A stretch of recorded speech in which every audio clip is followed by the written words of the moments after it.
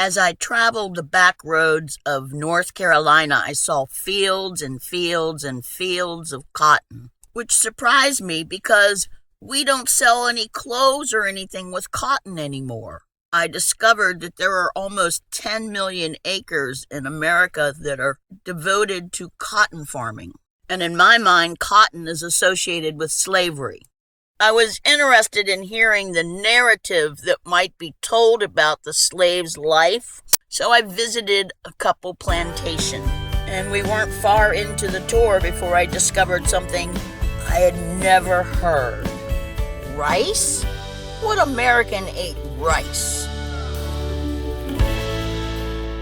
A little more than 10% of the residents of the first colony in Jamestown were Africans. The Carolinas had been established by the French, and most slaves were bound for the sugar cane in Brazil and the West Indies. To survive, you needed a cash crop, and all that swampland made rice production viable, and it was one of the most labor-intensive commodities. By the Revolutionary War, 60% of the residents in the Carolinas were Africans, largely purchased from the Sierra Leone area, because they possessed the knowledge the colonists needed. The swamps were overgrown with cypress trees. 1 acre at a time was cleared. Slaves were literally worked to death. After the field was cleared, tons of dirt had to be brought in to form the walls, and the fields had to be drained so they could be planted. But the birds would eat the seed, so they had to develop a way to flood the fields and keep the birds out, and that's where African tech came in. All the rivers in the area dumped into the Atlantic Ocean, and the height of the rivers ebbed and flowed and were controlled in the fields by a series of gates. To drain the field, you open the gates at low tide. To flood the fields, you open the gates at high tide. Slave children were the water tasters. When the water began to taste salty, they'd close the gates to keep salt water out of the rice fields. It took 12 years to clear the land and get their first yield crop. 12-hour days, heat, mosquitoes, snakes, alligators, and cholera killed most of them before 12 years was up. But even into the 1800s, when all these fields were established, the infant mortality rate was almost 90% among slaves. Okay, now you can get a little sense of the depth or how big the house is. Originally, it didn't have a front porch like that, or the 2 wings. It was just the center, 6 rooms. But as they became more social, political, the rooms on the sides were added, ballrooms and bedrooms, to accommodate the many guests that they would have here to entertain. Rice was almost entirely exported. Millions of pounds of rice were exported to Europe, and most of the planters had multiple plantations spread around these rivers. This particular plantation ended up with 1,000 acres. The slave quarters were down across the field behind what is now a parking lot. The sign says this is where the community of enslaved men, women, and children lived and worked.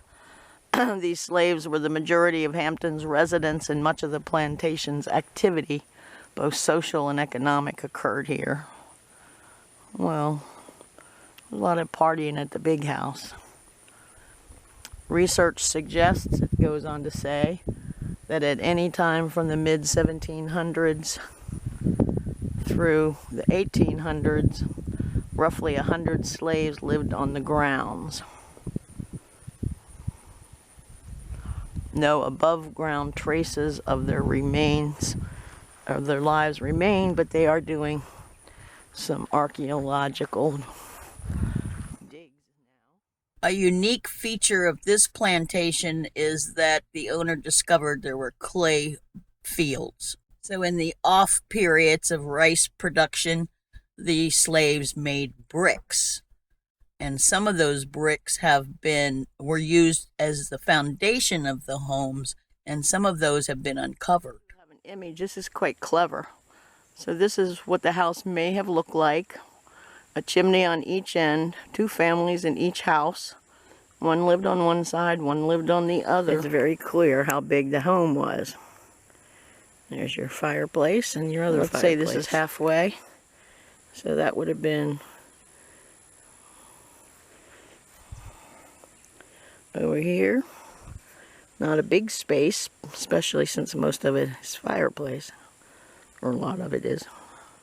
Now we'll go back up to the big house and we'll talk a little bit about that. Built by a Frenchman in about 1735. It was purchased in 1757 by Daniel Horry. The Horrys and later the Pickneys and the Rutledge families continued to own it until it was sold to the state.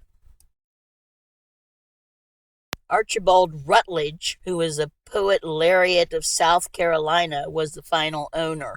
And I don't know if he was related, but my guide looked an awful lot like him. He shared a lot of anecdotes about the family that lived there in the grounds. There's one of the stories is that this tree, called the Washington tree, so named because when Washington visited here, he was asked if that tree should be cut down in front of the house, and he said no, because it was an oak tree. The rooms in the house are no longer furnished. I actually like that part. This is the ballroom where on Christmas, the workers' children would be let in and receive gifts from the master of the house. This is the back of the mansion.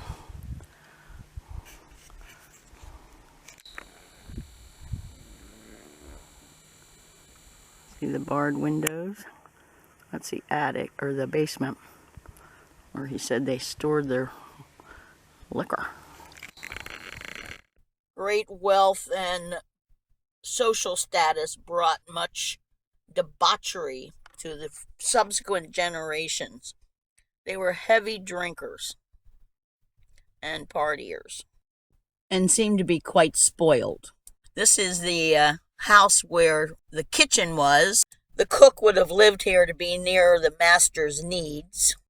The field hands would have picked it and brought it up to the big house, but they were never allowed in the house, just a little staging area where they dropped the food off.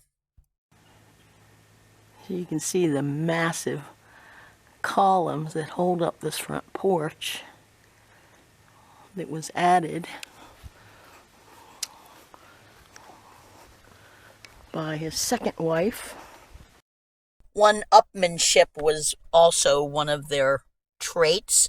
So this huge porch was built to outdo everybody else, and it was the first of its kind. I'll get back here so you can see the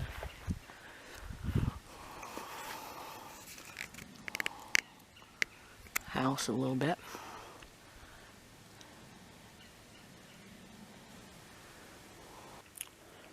This is the grave of John Henry Rutledge, which the guide just told me that at the age of 21 committed suicide in front of family members in the big house because he had fallen in love with a woman who didn't meet the family standards for wealth. She was the daughter of a pharmacist, he said. And he said, well, I can't live without her. And his mother went, whatever. And he came down the stairs one morning and shot himself. So they couldn't bury him at the church because it was suicide, so he's buried here. I really enjoyed this tour. It was a great first plantation to go to. But I'm going to show you some more next time.